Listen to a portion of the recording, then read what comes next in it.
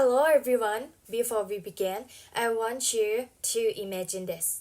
A time when tea, silk, and porcelain from China were so valuable that Britain was desperate to trade, but China didn't want anything back. So what did they do? They turned to opium. Today we're going to talk about one of the most important and painful chapters in Chinese history, the Opium Wars. These wars weren't just about drunks and trades, but about power, resistance, and how China's relationships with the West was changed forever. The Opium Wars, or 鸦片战争, were two conflicts in the mid-19th century between China and Western powers, primarily Britain. They arose from disputes over trade, particularly the British export opium to China and China's efforts to suppress this trade. This war marked a significant turning point in China's history, leading to substantial change in its sovereignty and interact with the world. Let's talk about China's situation during the Qing dynasty. In the 18th and early 19th century, China under the Qing dynasty was a prosperous empire with a good highly sought after by the West, such as tea, silk, and porcelain. To control foreign influence, the Qing government implemented the canon system in 1757, restricting all foreign trade to the port of Guangzhou Canton, and requiring foreign merchants to conduct business through licensed Chinese merchants known as the Cohong. So, Britain faced a trade imbalance due to its highly demand for Chinese goods and China's limited interest in British products. To address this, the British East India Company began exporting opium cultivated in British-controlled India to China. This trade proved profitable for Britain but had devastating effect on Chinese society. The opium trade and its impact on China despite imperial bans, opium smuggling into China increased, leading to widespread addiction that affected millions across various social classes. This addiction caused significant social and economic problems, including decreased productivity and public health crisis. Commissioner Lin Sisu's effort in response to the growing crisis, the Daoguang Emperor appointed Lin Sisu as an imperial commissioner in 1839 to suppress the opium trade. Lin took decisive actions including confiscating and destroying large quantities of opium and urging foreign merchants to cease the trade. For the First Opium War, 1839 to 1842.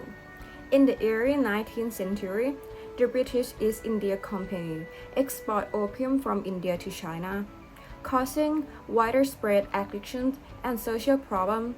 To stop this, Chinese Emperor appointed Commissioner Lin Zhesu, who is 1839 size, and destroyed over 1 million kilograms of opium in Guangzhou. These strong actions and angered Britain and severely damaged relationship between the two nations, leading to the outbreak of the First Opium War. For the war, Britain, seeking to protect its commercial interests, responded by deploying military force in China. The British Navy, equipped with advanced steam-powered warships and modern artillery, quickly overpowered the Chinese force, which were using outdated weaponry. The British captured several key coastal cities, demonstrating their military superiority. For the outcome, the war concluded with the sinking of the Treaty of Nanking in 1842. Under this treaty, China agreed to: first one, cede Hong Kong Island to Britain; 2. Open 5 ports, including Shanghai and Canton, to British trade; 3. Pay a large indemnity to Britain; and 4. Grant extreme territorial right to British citizens in China.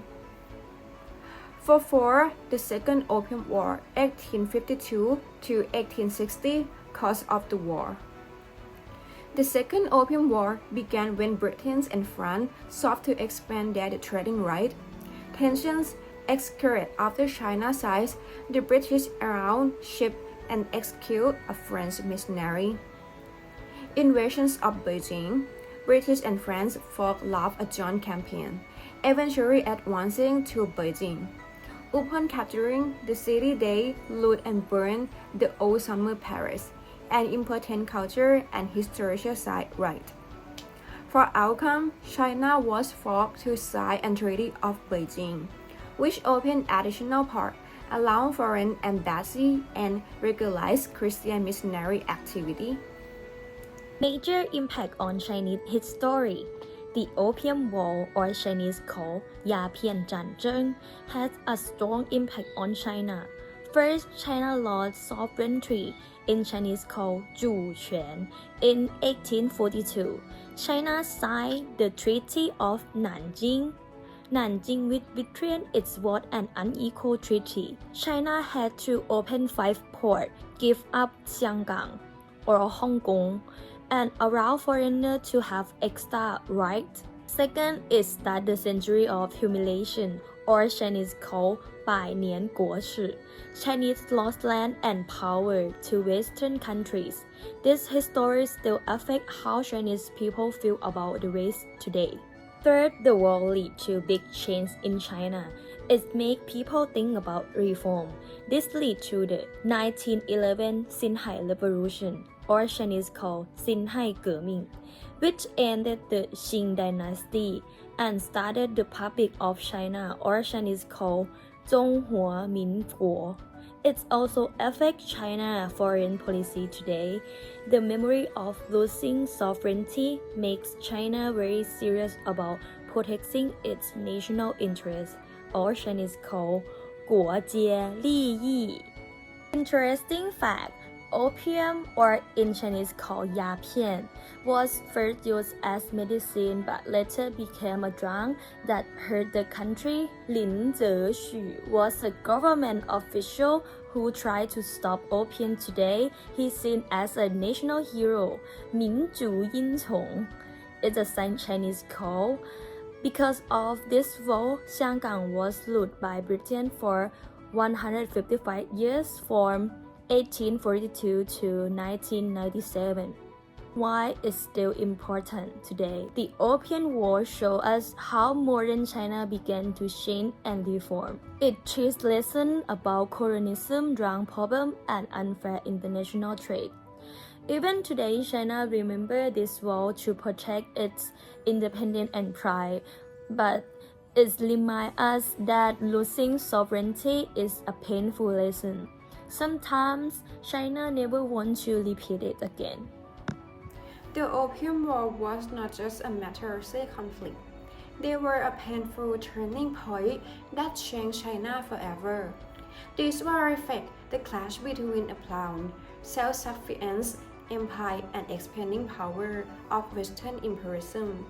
The loss of sovereignty, the signing of unequal treaty, and the forced opening of ports and expressed China's vulnerability in rapidly changing world. But from this pain came awakening. The humanization China suffered became a powerful driving force behind reform, revolutions, and eventually the fall of the Qing dynasty. The wars helped spark the rise of Chinese nationalism and the desire to modernize, protect sovereignty, and reclaim dignity. In that way, the Opium War planned the seeds of change that shaped in the birth modern China. Today, the memory of this war still lives on in Chinese classroom, history book, museum, and even diplomacy. The lessons of the Opium War continue to echo. They serve as a warning against foreigner domination and as a reminder of how important it is to stand up for national interest in independence. In conclusion, the Opium Wars are not just stories of the past. They are a powerful symbol of loss, resistance, reform, and rebirth. They teach us that sovereignty is not something to be taken for granted.